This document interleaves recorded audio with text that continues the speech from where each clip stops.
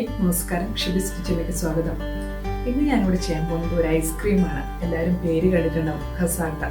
ഇവിടെ നല്ല തണുപ്പാണ്, ഐസ്ക്രീം കഴിക്കാൻ പറ്റുന്ന ഒരു കാലാവസ്ഥയൊന്നുമല്ല. എനിക്കും എൻ്റെ ഹസ്ബൻഡിനൊക്കെ തണുപ്പത്ത് ഐസ്ക്രീം കഴിക്കുന്നത് ഇഷ്ടമാണ്. അതുകൊണ്ടാണ് ഞാൻ ഈ ഐസ്ക്രീം ഉണ്ടാക്കിയത്. എൻ്റെ ചെറുപ്പകാലത്തൊക്കെ വളരെ ഇഷ്ടപ്പെടുന്ന വല്ലപ്പോഴും കഴിക്കുന്ന ഒരു ഐസ്ക്രീമായിരുന്നു കസാട്ട ഐസ്ക്രീം.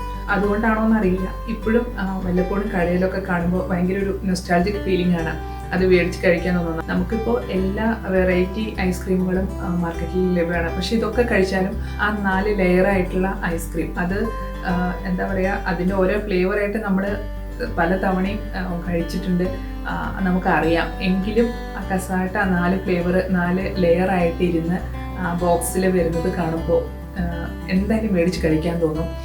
എത്ര പേർക്ക് ഇത് റിലേറ്റ് ചെയ്യാൻ പറ്റുമെന്ന് എനിക്കറിയില്ല.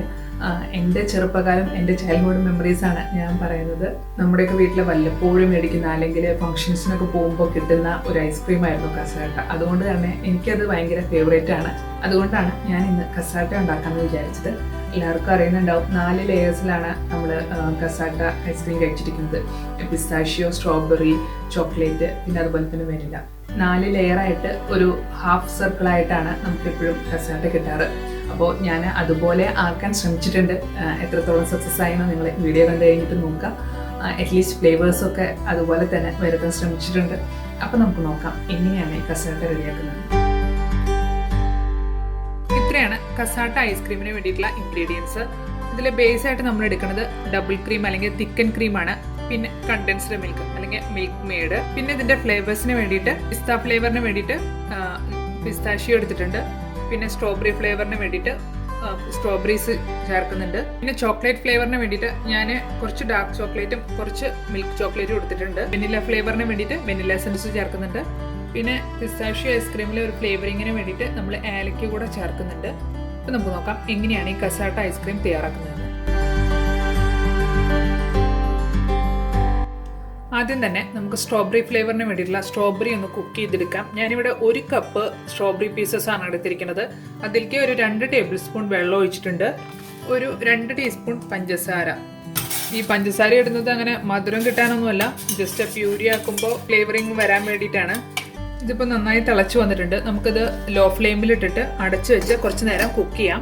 അതിന് ശേഷം നമുക്ക് തിരിച്ചു വരാം. സ്ട്രോബെറി അപ്പുറത്ത് കുക്കാവുന്ന നേരം കൊണ്ട് നമുക്ക് ഈ ചോക്ലേറ്റ് ഒന്ന് മെൽറ്റ് ചെയ്തെടുക്കാം. ഇത് ഡബിൾ ബോയിലർ മെത്തേഡ് വെച്ചിട്ടാണ് നമ്മൾ മെൽറ്റ് ആക്കുന്നത്, അല്ലെങ്കിൽ നിങ്ങൾക്ക് മൈക്രോവേവിൽ വെച്ചിട്ടും മെൽറ്റ് ആക്കാം. ഇവിടെ ഞാൻ എടുത്തിരിക്കുന്നത് ഹാഫ് ആണ്. 35 ഗ്രാം ഡാർക്ക് ചോക്ലേറ്റ്, അത് 45% കൊക്കോ ഉള്ളതാണ്.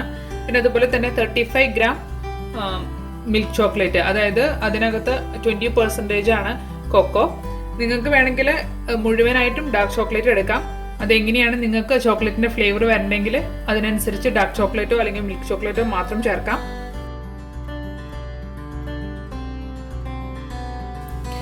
ഇതിപ്പോൾ ഏകദേശം മെൽറ്റായി വന്നിട്ടുണ്ട്. ഇതിലേക്ക് ഞാൻ ഒരു 2 ടേബിൾ സ്പൂൺ നമ്മുടെ തിക്കൻ ക്രീം തന്നെ ഒഴിക്കുകയാണ്. സെയിം ഐസ്ക്രീം ബേസിൽ യൂസ് ചെയ്യണ അതേ തിക്കൻ ക്രീം തന്നെയാണ്, 2 ടേബിൾ സ്പൂൺ. അതൊന്ന് ഈ ചോക്ലേറ്റിലേക്ക് മിക്സ് ആക്കാം. ഇപ്പോൾ ഈ ചോക്ലേറ്റ് ഒക്കെ നന്നായി മെൽറ്റ് ആയിട്ടുണ്ട്. നമുക്കിനി തീ ഓഫ് ചെയ്യാം. ഇതൊരു അല്പനേരം ഇരുന്ന് ചൂടാറിയതിന് ശേഷം മാത്രമാണ് നമ്മൾ ഐസ്ക്രീമിൽ ചേർക്കുന്നത്. അപ്പോൾ ഇത് മാറ്റി വെക്കാം. ഇപ്പോൾ ചോക്ലേറ്റ് മെൽറ്റ് ആവുന്ന നേരം കൊണ്ട് നമ്മുടെ സ്ട്രോബെറീസ് ഒക്കെ നന്നായി കുക്കായിട്ടുണ്ട്. ഇതിനകത്ത് കുറച്ചൊരു ലിക്വിഡ് കൂടുതലുണ്ട്, അപ്പോൾ അതൊന്നും കുറച്ച് വറ്റിച്ചെടുക്കുക. നമ്മൾ ഐസ്ക്രീമിൽ ചേർക്കുമ്പോൾ അത്ര ഒരു ലിക്വിഡ് വേണ്ട, അതുകൊണ്ട് ഒന്ന് തീ കൂട്ടി വെച്ചിട്ട് ഇതൊന്ന് വറ്റിച്ചെടുക്കാം. ഇപ്പോൾ ഇത് നന്നായി തിക്കായി വന്നിട്ടുണ്ട്. ഇത് ഇനി ഇരുന്നിട്ട് കുറച്ചുകൂടെ തിക്കാവും. അപ്പം ഇനി നമുക്ക് തീ ഓഫ് ചെയ്യാം. ഇനി ഇത് ചൂടാറിയതിന് ശേഷം മാത്രമാണ് നമുക്ക് ഐസ്ക്രീമിൽ ചേർക്കാൻ പറ്റുള്ളൂ. അപ്പോൾ ഇത് മാറ്റി വെക്കാം. അടുത്ത ഫ്ലേവറായ പിസ്താഷ്യോ, ഇത് ഒരു 100 ഗ്രാംസ് ആണ്. ഇതൊന്ന് ജസ്റ്റ് ക്രഷ് ചെയ്തെടുക്കുക, ഭയങ്കര പൊടിയാക്കണ്ട. എന്നാൽ കുറച്ച് പൊടിയും കുറച്ച് ചെറിയ പീസസും ആയിട്ടുള്ള ക്രഷാണ് ഉദ്ദേശിക്കുന്നത്. അപ്പോൾ അത് മിക്സിയുടെ ജാറിലിട്ടിട്ട് 1-2 തവണ പൾസ് അല്ലെങ്കിൽ മിനിമം സ്പീഡിലിട്ടിട്ട് ഒന്ന് തിരിച്ചെടുത്താൽ മതി. ഇനി നമുക്ക് ഐസ്ക്രീമിന് വേണ്ടിയിട്ടുള്ള ബേസ് റെഡിയാക്കാം. അതിന് വേണ്ടിയിട്ട് ഞാൻ 600 ml ഡബിൾ ക്രീം അല്ലെങ്കിൽ തിക്കൻ ക്രീമാണ് എടുത്തിരിക്കുന്നത്. നല്ല തണുത്ത ക്രീം ആയിരിക്കണം. ഇത് നമുക്കൊരു ബീറ്റർ കൊണ്ട് പതുക്കെ ഒന്ന് ബീറ്റ് ചെയ്തെടുക്കാം. ഇപ്പം ചെറുതായിട്ട് ഒന്ന് കട്ട് ചെയ്യാൻ തുടങ്ങിയിട്ടുണ്ട്. നമുക്ക് ഇതിനകത്തോട്ട് കണ്ടൻസ്ഡ് മിൽക്ക് ചേർക്കാം. കണ്ടൻസ്ഡ് മിൽക്ക് ചേർക്കുമ്പോൾ എപ്പോഴും കുറച്ചായി ചേർത്ത് ടേസ്റ്റ് നോക്കിയിട്ട് ചേർക്കുക. പിന്നെ ഐസ്ക്രീമിൽ എപ്പോഴും കണ്ടൻസ്ഡ് മിൽക്ക് ചേർക്കുമ്പോൾ കുറച്ച് കൂടുതൽ ചേർക്കുക മധുരം. കാരണം നമ്മൾ ഐസ്ക്രീം ആവുമ്പോൾ അതിൻ്റെ മധുരം ഒന്ന് താവും. അതുകൊണ്ട് കുറച്ച് ഒരു മധുരം മുന്നിട്ട് നിൽക്കണ പോലെ ചേർക്കുക.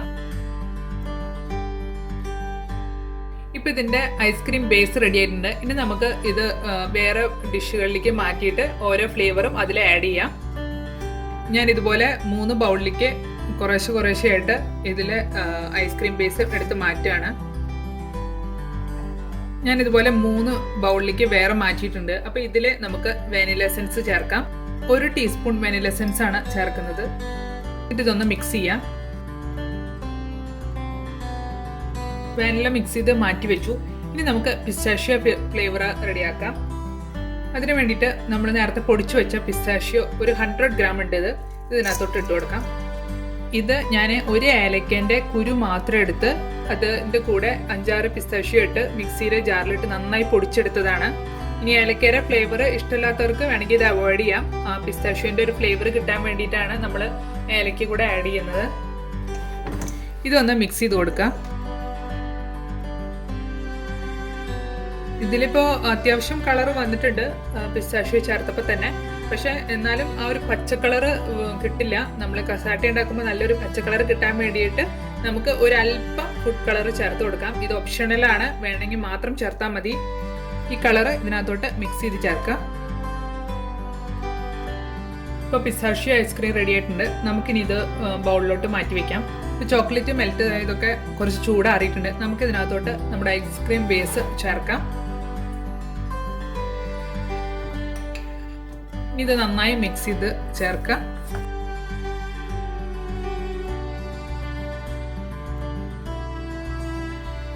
ഇപ്പൊ നമ്മുടെ 3 ഫ്ലേവർ ഐസ്ക്രീം റെഡി ആയിട്ടുണ്ട്. പിസ്താഷ്യോ, ചോക്ലേറ്റ്, അതുപോലെ തന്നെ വാനില. ഇനി നമുക്ക് തയ്യാറാക്കാനുള്ളത് സ്ട്രോബെറി ഫ്ലേവർ ആണ്. ഇത് നമ്മൾ നേരത്തെ തയ്യാറാക്കി വെച്ചിരിക്കുന്ന പ്യൂരി, അത് ഒന്നും ചെയ്തിട്ടില്ല, അതുപോലെ തന്നെ ഇരുന്നതാണ്. അത് ഇതിനകത്തോട്ട് മിക്സ് ചെയ്യുക. നിങ്ങൾക്ക് വലിയ പീസസ് ഒക്കെ സ്ട്രോബെറീസിന്റെ കാണുന്നുണ്ടെങ്കിൽ നിങ്ങൾക്കൊന്ന് മിക്സിയിൽ ജസ്റ്റ് ഒന്ന് ക്രഷ് ചെയ്തെടുക്കാം. അതിനകത്തോട്ട് മിക്സ് ചെയ്ത് ചേർക്കാം. ഇപ്പൊ 4 ഫ്ലേവറും റെഡി ആയിട്ടുണ്ട്. പിസ്താഷ്യോ, സ്ട്രോബെറി, ചോക്ലേറ്റ്, അതുപോലെ തന്നെ വെനില. ഇനി നമുക്ക് ഇത് ഓരോരോ ലെയർ ആയിട്ട് സെറ്റ് ചെയ്യണം. ഞാൻ ഇതുപോലത്തെ ഒരു കേക്ക് ടിൻ എടുത്തിട്ടുണ്ട്. അതിനകത്ത് പാർച്ച്മെന്റ് പേപ്പർ സൈഡിലും അടിയിലും വെച്ചിട്ടുണ്ട്. ഇത് സ്പ്രിംഗ് ഫോം ആണ്. അപ്പോൾ ഇത് കഴിയുമ്പോൾ ഊരിയെടുക്കാം സെറ്റായി കഴിഞ്ഞാൽ. അതിന് വേണ്ടിയിട്ടാണ് ഇങ്ങനത്തെ ഒരു ടിന്നിൽ സെറ്റ് ആക്കുന്നത്. ഇത് 5 ഇഞ്ചിന്റെ കേക്ക് ടിന്നാണ്. അപ്പോൾ അത്രേ വലുപ്പേ ഉണ്ടാവുള്ളൂ കസാട്ടയ്ക്ക്. ഇത് നമ്മൾ പകുതിയാക്കാനാണ് ഉദ്ദേശിക്കുന്നത്. കസാട്ട എന്ന് പറയുമ്പോൾ എപ്പോഴും നമുക്കറിയാം ലെയേഴ്സ് ആണ്. അപ്പോൾ ആദ്യത്തെ ലെയർ പിസ്താഷ്യോ ലെയർ, പിന്നെ ഉള്ളിലേക്കാണ് ഞാൻ സെറ്റ് ചെയ്യാൻ പോകുന്നത്. അപ്പോൾ ആദ്യത്തെ ലെയർ മാത്രമാണ് ഇപ്പം ഞാൻ ഇതിനകത്ത് ഫില്ല് ചെയ്യുന്നത്.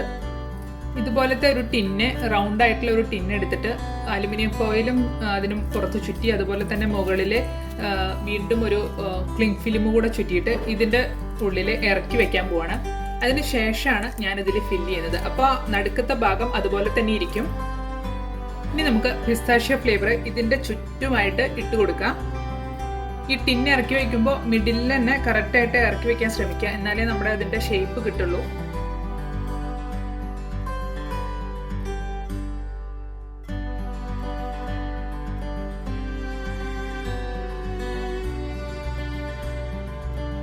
ഇതിങ്ങനെ സൈഡിലൊക്കെ ഇടുമ്പോൾ കുറച്ച് ടിന്നുമിലൊക്കെ ആവും. അത് പക്ഷേ എടുത്തു മാറ്റുമ്പോൾ നമുക്ക് ക്ലീൻ ചെയ്യാം.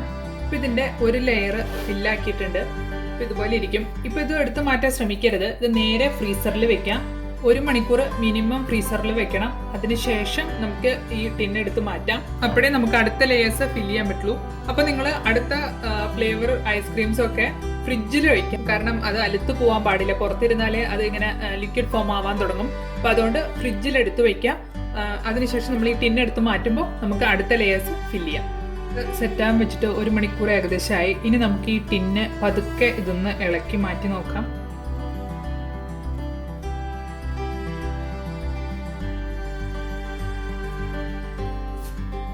ഇത് സെറ്റായിട്ടില്ല എന്ന് തോന്നുകയാണെങ്കിൽ നിങ്ങൾ കുറച്ചുകൂടെ നേരം ഫ്രീസറിൽ വെക്കണം.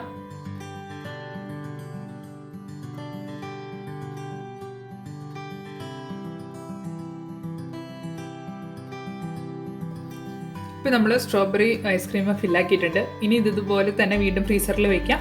ഒരു 1-1.5 മണിക്കൂർ ഫ്രീസറിൽ വെച്ച് അതൊന്ന് സെറ്റ് ആയതിനു ശേഷം നമുക്കിതെടുത്ത് റിമൂവ് ചെയ്യാം. അപ്പോൾ അതിനുശേഷം തിരിച്ചു വരാം.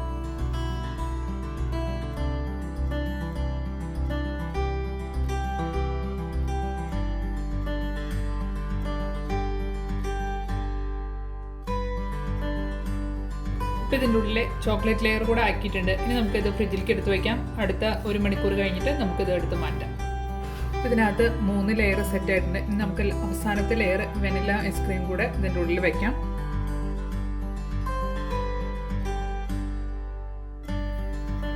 ഇനി ഇത് ഫ്രിഡ്ജിൽ ഒരു 4-5 hours എങ്കിലും വെക്കുക. നന്നായിട്ട് കട്ടിയാവണം. അതിനുശേഷം സ്ലൈസ് ചെയ്യാൻ പാടുള്ളൂ. അപ്പോൾ നമുക്കത് കട്ട് ചെയ്തതിന് ശേഷം തിരിച്ചു വരാം.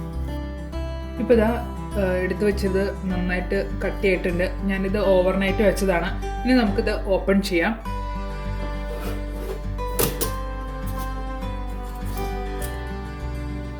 ഇനി ഇതിൻ്റെ സൈഡിൽ വെച്ചിരിക്കുന്ന പാർച്ച്മെന്റ് പേപ്പർ നമുക്ക് പതുക്കെ മാറ്റിക്കളയാം.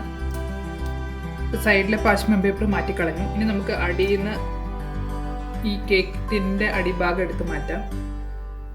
ഈസി ആയിട്ട് കിട്ടും. പിന്നെ അതിൻ്റെ അടിയിലും ഒരു പാർച്ച്മെന്റ് പേപ്പർ ഇട്ടിട്ടുണ്ട്, അതും എടുത്ത് മാറ്റാം. ഇനി ഇതിങ്ങനെ ഇരിക്കട്ടെ ഒരു 5 minutes. അതിനുശേഷം നമുക്ക് കട്ട് ചെയ്യാം. അല്ലെങ്കിൽ ഇപ്പോൾ നല്ല കട്ടിയായിരിക്കും. അപ്പോൾ കട്ട് ചെയ്താൽ പ്രോപ്പറായിട്ട് വരില്ല. അപ്പോൾ ഒരു 5 minutes പുറത്ത് വയ്ക്കാം. അതിനുശേഷം നമുക്ക് കട്ട് ചെയ്യാം. ഐസ്ക്രീം എപ്പോഴും കട്ട് ചെയ്യാൻ വേണ്ടിയിട്ട് ഞാനിപ്പോൾ നല്ല ചൂടുള്ള വെള്ളത്തിൽ ഒരു കത്തി ഇറക്കി വെച്ചിട്ടുണ്ട്. ഒരു 2 minute അങ്ങനെ ഇറക്കി വയ്ക്കാം. അതിനുശേഷം ആ കത്തി എടുത്ത് ഒരു പേപ്പർ ടവൽ കൊണ്ട് നന്നായിട്ട് വൈപ്പ് ചെയ്യുക. എന്നിട്ട് ആ ചൂടോടെ തന്നെ കട്ട് ചെയ്യുക. അപ്പം നല്ല സ്മൂത്തായിട്ട് നമുക്ക് ഐസ്ക്രീം കട്ട് ചെയ്യാൻ പറ്റും. അപ്പം ഞാനിത് ഹാഫ് ആക്കിയിട്ടുണ്ട് ഐസ്ക്രീം. ഇനി ഇത് സ്ലൈസ് ആക്കുന്നതിന് മുൻപ് നമുക്ക് കുറച്ച് നട്ട്സ് ഇതിൻ്റെ മുകളിലായിട്ട്, നമ്മളിപ്പോഴും കസാട്ട കഴിക്കുമ്പോൾ ഇതിൻ്റെ മുകൾ ഭാഗത്ത് ഇങ്ങനെ നട്ട്സ് ഉണ്ടാവും. ഇപ്പോഴും ഇത് കുറച്ച് കട്ടിയാണ്. അപ്പോൾ നിങ്ങളുടെ റൂം ടെമ്പറേച്ചർ അനുസരിച്ച് ഇത് പതുക്കെ അലുത്ത് വരുള്ളൂ. അപ്പോൾ ഇതൊന്നുകൂടെ ഒന്ന് സോഫ്റ്റ് ആവുന്നവരെ വെയിറ്റ് ചെയ്യുക. ഒരു 5 minutes. ഇവിടെ തണുപ്പായതുകൊണ്ടാണ് ഇത് തീരെ സോഫ്റ്റ് ആയിട്ടില്ല. ഇപ്പോൾ നാട്ടിലൊക്കെ നല്ല ചൂടുള്ള സമയത്താണെങ്കിൽ ഇത് പെട്ടെന്ന് സോഫ്റ്റ് ആവും. അപ്പോൾ നിങ്ങൾ ഇത് മുറിച്ച പാടെ തന്നെ ചെയ്യണം. ഞാനൊരു 5 minutes കൂടെ വെച്ചതിന് ശേഷമാണ് ഇത് കവർ ചെയ്യാൻ പോകുന്നത്. ഇപ്പോൾ ഇത് കുറച്ച് സോഫ്റ്റ് ആയിട്ടുണ്ട്. ഇനി ഇതിൽ ഞാൻ പിസ്താഷ്യോ തന്നെയാണ് ഇടുന്നത്. നിങ്ങൾക്ക് വേറെ എന്തെങ്കിലും നട്ട്സ് യൂസ് ചെയ്യണമെങ്കിൽ നട്ട്സ് യൂസ് ചെയ്യാം. വളരെയധികം പൊടിക്കണ്ട, ചെറിയ ചെറിയ പീസസ് ആക്കുക. ജസ്റ്റ് ഒന്ന് നട്ട്സ് ക്രഷ് ചെയ്യുക, അല്ലെങ്കിൽ ചെറുതാക്കി പീസാക്കിയാലും മതി. ഇതുപോലെ കുറച്ചായിട്ട് ഇട്ട് ഒന്ന് പ്രസ് ചെയ്ത് കൊടുക്കുക. അപ്പോൾ ഐസ്ക്രീമിൽ അത് പറ്റി നിൽക്കും. ഇപ്പം ഞാൻ അതിൻ്റെ പുറത്ത് മുഴുവൻ പിസ്താഷ്യോൻ്റെ ചെറിയ പീസസ് വെച്ചിട്ട് പ്രസ് ചെയ്തിട്ടുണ്ട്. ഇപ്പം നിങ്ങൾക്ക് കൂടുതലായിട്ട് മെൽറ്റ് ആവുന്നുണ്ടെന്ന് തോന്നുകയാണെങ്കിൽ അപ്പം തന്നെ ഫ്രീസറിൽ വെക്കാം. എന്നിട്ട് കുറച്ച് കട്ട് ചെയ്തതിന് ശേഷം എടുത്തിട്ട് ചെയ്യണം. നാട്ടിൽ ചിലപ്പോൾ ചൂടിൽ കുറേ നേരമൊക്കെ പുറത്ത് വയ്ക്കുമ്പോഴേക്കും മെൽറ്റ് ആവാൻ തുടങ്ങും. അങ്ങനെ തോന്നുന്നുണ്ടെങ്കിൽ അപ്പം തന്നെ ഫ്രീസറിൽ വെക്കാം. പിന്നെ ഒരു 1/2 മണിക്കൂറോ 1 മണിക്കൂറോ കഴിഞ്ഞിട്ട് വീണ്ടും എടുത്തിട്ട് ചെയ്താൽ മതി. ഞാൻ കസാട്ടയുടെ ലേയേഴ്സ് ഉണ്ടാക്കുന്നത് പോലെ തന്നെ വേറൊരു ബൗളിൽ ഇതുപോലെ എല്ലാ ലേയേഴ്സും ആക്കി വെച്ചിട്ടുണ്ട്. ഇതുപോലെയും ചെയ്യാം. നിങ്ങൾക്ക് കസാട്ടയുടെ ഷേപ്പ് തന്നെ വേണമെന്നില്ലെങ്കിൽ ഇങ്ങനെയും ചെയ്യാം. ഓരോരോ ലെയറായിട്ട് ചെയ്ത് ഫ്രോസൺ ചെയ്തതിന് ശേഷം അടുത്ത ലെയർ ചെയ്യാം. അങ്ങനെ എല്ലാ ലെയറും ഓരോന്നോരോന്നായിട്ട് ചെയ്യാം. ഇതിപ്പോൾ ഞാൻ ചെയ്തിരിക്കുന്നത് ഒരു ബൗളിൽ ഒരു ഐസ്ക്രീം ആക്കിയിട്ട് അതിൻ്റെ മുകളിൽ ഈ ക്ലിങ് ഫിലിം വെച്ച് പതുക്കെ വേറൊരു ബൗൾ കൊണ്ട് അമർത്തി അത് ഫ്രീസ് ചെയ്യാൻ വെച്ച് 1 മണിക്കൂർ കഴിഞ്ഞ് എടുത്ത് വീണ്ടും അതുപോലെ അടുത്ത ലെയർ ചെയ്ത് അങ്ങനെ 4 ലെയർ ചെയ്താണ് ഇത്.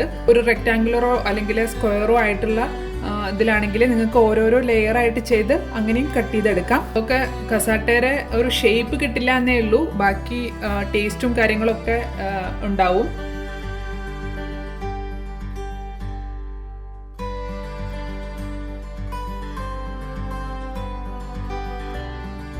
ഇനി നിങ്ങൾക്ക് കട്ട് ചെയ്ത് യൂസ് ചെയ്യാം. ഇനി ഇത് നമുക്ക് സ്ലൈസ് ആക്കാം. പതുക്കെ ഒരു കസാട്ടയ്ക്ക് എത്ര വിഡ്ത്ത് വേണമെന്ന് നിങ്ങൾക്ക് തോന്നണോ അതിനനുസരിച്ച് കട്ട് ചെയ്യാം.